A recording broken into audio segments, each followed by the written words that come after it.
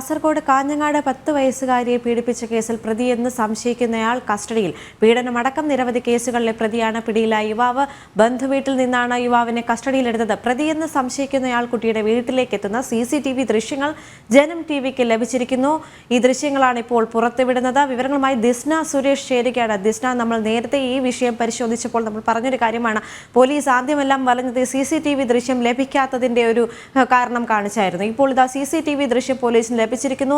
ഇതാണ് ജനം TV ഇപ്പോൾ പുറത്തുവിട്ടുകൊണ്ടിരിക്കുന്നത്. ഇത് നിർണായകമായ ഒരു വഴിത്തിരിവിലേക്ക് കേസിനെ എത്തിക്കാനുള്ള സാധ്യത വളരെ വലുതല്ലേ? തീർച്ചയായും ദേവിക സൂചിപ്പിച്ചതുപോലെ തന്നെ ഈ കേസ് അന്വേഷണത്തിൽ പോലീസിനെ ഏറ്റവും കുടുക്കിയ ഒരു സംഭവം എന്ന് പറയുന്നത് CCTV ദൃശ്യങ്ങൾ ലഭ്യമാവാത്തൊരു സാഹചര്യമാണ്. ഈ സാഹചര്യത്തിലാണ് ഇപ്പോൾ പ്രതിയെന്ന് സംശയിക്കുന്നയാൾ വീടിനടുത്തേക്ക് പോകുന്ന CCTV ദൃശ്യങ്ങൾ നമ്മൾ ജനം TVയിലൂടെ പുറത്തുവിടുന്നത്. ഈ ദൃശ്യങ്ങളടക്കം പോലീസ് ശേഖരിച്ചു കഴിഞ്ഞു. ഇത് വളരെ നിർണായകമായ ഒരു തെളിവാണ് എന്ന് തന്നെ നമുക്ക് പറയാൻ സാധിക്കും. പക്ഷെ ഇപ്പോൾ പോലീസിന്റെ മുന്നിലുള്ള ഒരു സംശയം, അനൗദ്യോഗികമായി പോലീസ് വ്യക്തമാക്കുന്ന ഒരു കാര്യം, ഇയാൾ തന്നെയാണ് കുട്ടിയെ പീഡിപ്പിച്ചത് എന്നൊരു കാര്യം പോലീസ് പറയുന്നുണ്ടെങ്കിലും ഈ CCTV ദൃശ്യത്തിൽ കടന്നു പോകുന്ന ആളുടെ, നമുക്ക് കാണാം ദൃശ്യങ്ങളിൽ സഞ്ചരിക്കുന്ന ആളുടെ മുഖം വ്യക്തമല്ല.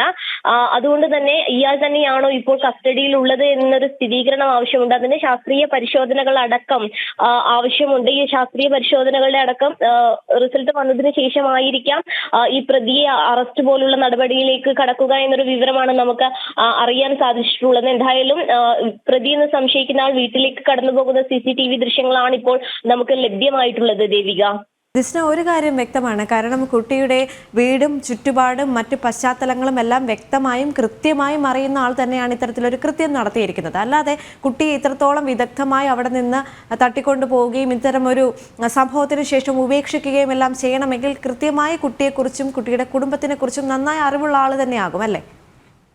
തീർച്ചയായും ദേവിക, അനൗദ്യോഗികമായി പോലീസ് വ്യക്തമാക്കുന്ന ഒരു കാര്യം എന്ന് പറയുന്നത് കുട്ടിയുടെ കുടുംബ പശ്ചാത്തലവും ആ പ്രദേശത്തെ കുറിച്ചും വ്യക്തമായി അറിയുന്ന ഒരു വ്യക്തി തന്നെയാണ് ഇത്തരത്തിൽ ഒരു അതിക്രമം ചെയ്തത് എന്നൊരു കാര്യമാണ് പോലീസ് വ്യക്തമാക്കുന്നത്. കാരണം കുട്ടി പറഞ്ഞിരുന്നു ഇയാൾ മുഖം മറച്ചിരുന്നു, അതുകൊണ്ട് തന്നെ തനിക്ക് മുഖം കാണാൻ സാധിച്ചിരുന്നില്ല എന്നൊരു മൊഴിയാണ് കുട്ടി രേഖപ്പെടുത്തിയത് എന്നാണ് പോലീസ് നമുക്ക് നൽകുന്ന വിവരം. മാത്രമല്ല മലയാളം സംസാരിക്കുന്നയാൾ തീർച്ചയായും ഏകദേശം പുലർച്ചെ 2:30-3:00 കൂടിയാണ് ഈ സംഭവം നടക്കുന്നത്. ഈ പശ്ചാത്തലമൊക്കെ തന്നെയും പരിശോധിക്കുമ്പോൾ നമുക്ക് അറിയാൻ സാധിക്കുന്നത് ഒരുപക്ഷെ കുട്ടിയുമായി ഏറ്റവും അടുത്ത ബന്ധമുള്ള ഒരാൾ തന്നെയായിരിക്കാം ഇത്തരത്തിലൊരു കൃത്യം ചെയ്തത് എന്നൊരു പ്രാഥമിക നിഗമനത്തിൽ തന്നെയാണ് പോലീസ് എത്തിച്ചേരുന്നത്.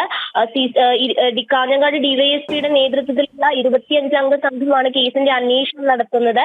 ഇവർ ചെറു സംഘങ്ങളായി തിരിഞ്ഞാണ് അന്വേഷണം നടത്തിയിരുന്നത്. CCTV ദൃശ്യങ്ങളുടെ അപര്യാപ്തതയായിരുന്നു കേസിനെ പിടിച്ചുലച്ച ഒരു സംഭവം എന്ന് പറയുന്നത്. എന്നാൽ ഇപ്പോൾ CCTV ദൃശ്യങ്ങൾ പോലീസിന് ലഭ്യമായിരിക്കുന്നു. ഇത് നിർണായകമായ ഒരു തെളിവ് തന്നെയാണ്.